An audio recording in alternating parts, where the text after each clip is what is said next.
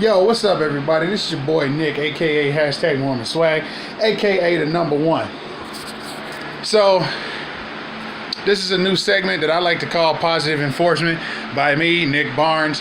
For the longest time, I've always, had negative attitudes about just about everything in my life. I've always wanted to, for the longest time, I've wanted to either, stay separate from people, kill myself, do all kinds of things. But, I decided I was going to turn a new leaf. Thanks to a few of my friends and members of the bishopric, because, yes, I'm LDS. That rhymed. But anyway, so thanks to a few of my friends in the bishopric, they helped me realize that I got something better in store for my life. So I decided to start making videos and posting them on Facebook, and I'm going to call them Positive Reinforcement. First thing I would like to talk about is not myself, but something that happened the last couple days. Talk about the election. Now, ever since Donald Trump became president, yes, he was elected president. Everybody knows that across the United States.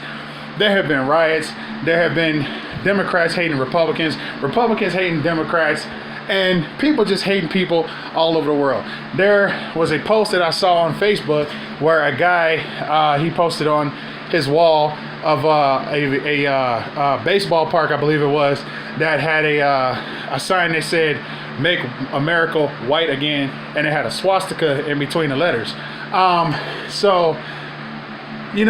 There's no need for stuff like that. I mean, people are going to be people no matter what. The neo-Nazis were neo-Nazis before Donald Trump became president. So there's no need for people to get mad and be ready to declare war in this country. I think most of us have forgotten what this country was built upon. Now, we are a country of I think they call it a melting pot, I believe, where you got blacks, whites, Asians, you got Hindus, you got people from India. You got people from Saudi Arabia. You got everybody from all different walks of life coming here trying to get the American dream. And those who become citizens and those who don't become citizens still want a part of that dream. You know what I mean? And it doesn't make any sense for people to be rioting when we're supposed to be one nation under God, first of all, and we're supposed to be a country united. This election has caused so much tension between people in America that people are literally trying to secede from the country. Okay, a buddy of mine, I'm not sure if it's true or not, but a buddy of mine told me that California is actually trying to secede from the United States. Let me put a bug in your ear. Remember what happened the first time about 11 states tried to secede from the United States? Civil War broke out. And you remember the cause of that, right? Do you remember? I mean, a lot of people, obviously weren't there, if anybody. Nobody was there in our generation. But I'm sure you've heard stories in history about what happened in the Civil War, the American Civil War to be more specific.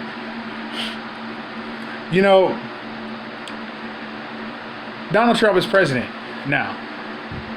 Okay, that should not break us as a country. All right? Ordinary Americans like us should not be broken by tensions, first of all, by political parties, by opinions and opinionated other people. We shouldn't be broken because of that. You see what I'm saying? People don't understand that we are a country of Americans. It's not about Democrats. It's not about Republicans. It's about us as a people. United we stand, divided we fall. How in the world can we stand and serve our country, whether you be soldier, civilian, politician, it doesn't matter. How can we serve our country if we are constantly at war with each other? It doesn't make any sense to me. So I'll put it to you like this. I don't care that Donald Trump became president. Okay, so what? I didn't vote for him. I voted for some guy named McMullen. And he was on the libertarian ticket, I believe, and I voted for him. So what? Whatever. You know, I didn't want Hillary Clinton to become president either. You know, so, but it happened to where Donald Trump became president. But you know what? I'm not going to riot in the streets because of it. I'm not going to, you know, get mad and be mad at other Republicans, you know, for it. I'm not going to be mad at Democrats because Hillary Clinton didn't get elected. You know what I mean? I'm not going to be mad. Sorry, I said that wrong. I'm not going to be mad at Democrats because they didn't want to support Trump. I'm not going to get mad because Hillary Clinton did become president. You see what I'm saying? Like, it doesn't make any sense. Like, this has been one of the worst elections ever that the United States has had. I mean, it doesn't make any sense to me why we're doing this. Why people are fighting people. Why people are posting all kinds of, you know, graffiti and stuff in baseball parks, man. I mean, this is a public baseball park. And it doesn't make any sense how people all of a sudden want to talk about how, you know, he's not the right man for the job and stuff like that. It doesn't make any sense to me. You know what I mean? Just like President Obama. Like, people made a big deal about President Obama being the first African-American president in the United States. Okay, I get it. He was like the Jackie Robinson in the presidency. But that doesn't mean he should become president just because he's black. You know, his political standpoint wasn't even all that great to me, to be honest with you. And that's coming from a man that's half black. You see what I'm saying? And like I said, I don't affiliate with any specific political party. If I were to lean towards a political party, I would say Republican, because in past elections I voted for mostly Republicans. But I personally do not affiliate with any political party, you know? And this is just nonsense that, you know, people are making a big deal over Trump become president. If you don't want Trump in the office, all you got to do is vote in the midterm elections, and all you got to do is vote in 2020. For those of you who supported Bernie Sanders, I hear that he's going to be running for president again in 2020. If you don't want Donald Trump to be president in 2020 and win a re-election, then vote for somebody else. I mean, that's all you got to do. You really don't have to. You don't really have to make a big deal of it. And even if Trump does become president again, you know, even if he gets a second term, he's only going to be president for 4 more years. I mean, you know, it doesn't make any sense, man. You people just, come on, people. Like, a lot of us are adults out here, man. Like, we need to pull it together, man, because it's not about, like I said, it's not about Republicans and Democrats. It's about the American people, because we, the people of the United States, in order to form a more perfect union, establish justice, ensure domestic tranquility, promote the general welfare, and provide for the common defense, ordain and establish, you know, this Constitution for the people of the United States. The preamble, that's the preamble to the Constitution. I didn't say the whole thing, but that's part of the preamble to the Constitution. But anyway, we, the people, that's what we need to look at.